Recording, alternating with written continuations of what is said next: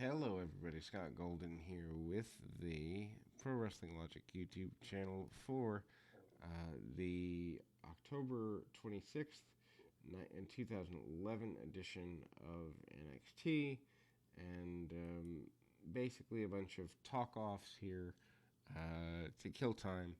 Um, Derek Bateman makes fun of everyone. JTG gives him the ability to do so as he stands beside his adversaries here. And again, makes fun of Titus O'Neil for wearing pink tights, but it is Breast Cancer Awareness Month, and O'Neil says that he, in fact, has lost two grandmothers to breast cancer, so that gives him a valid excuse, apparently. Not even apparently. I mean, it gives him a reason behind it, but at least that's what we're supposed to know without anybody telling us. JTG and Percy Watson end up going one-on-one. Not a match to write home about here. JTG tries to break the match down into something a little simple, some side headlock work, and then takedowns by everyone who matters, and then we kind of see the inversions of some basic stuff, and then ultimately we see a Irish whip and a couple of hard shots. Ultimately,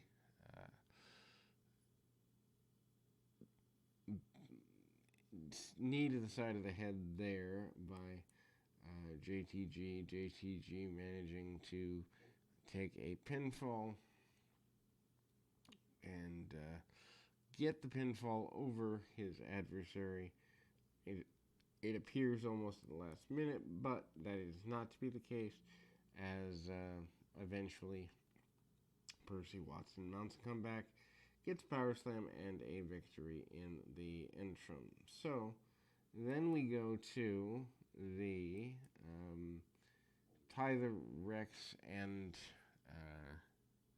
Tyson Kidd situation. Tyson Kidd, or not Tyler Rex, but Tyson Kidd and Brian Myers team up here. Usos are the opponents this time around, as they have been for the last several weeks for Myers. Myers, of course, on the outside of the ring because he cannot compete. Tyson Kidd in there with one of the Usos, hits the knee, and then the choke out with the knee over the bottom rope. Chin locks and basic stuff by Tyson Kidd. The belly-to-belly suplex type stuff is pretty predominant here as well.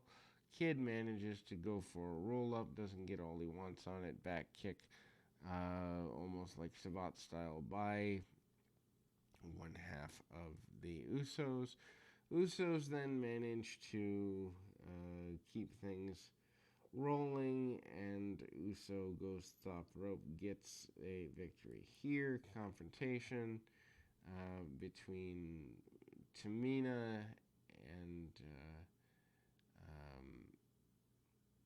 Maxine, which Tamina, being around for 10 years in WWE, makes no sense except for the fact that she, in fact, is the daughter of Super Spy Jimmy Snuka. Snuka being a Hall of Famer, I imagine that's the only reason she still has any sort of job whatsoever in the wrestling business overall. Maxine ends up getting into things here, tries to come up a couple of times, does not get what she wants out of things, and manages to roll around, drop kick under the chin, among other things, and manages to hit pretty reasonably well.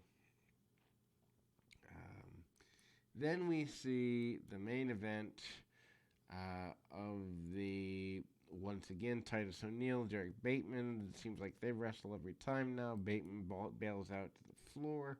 Bateman not happy with any of this.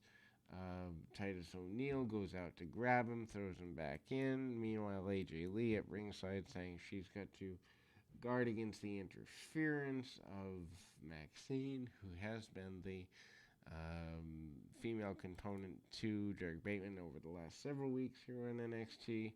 Bateman gets caught with some back elbows and really basic stuff along the way. Sidestepped by Bateman into the process with O'Neil hitting a couple of things off the top. Promise of love between Bateman and Maxine as they are closing the show with Bateman being the winner, and he's taking his lady out to the next level. And needless to say, Titus O'Neil unimpressed with the romantic stylings between the two. We will close right after this.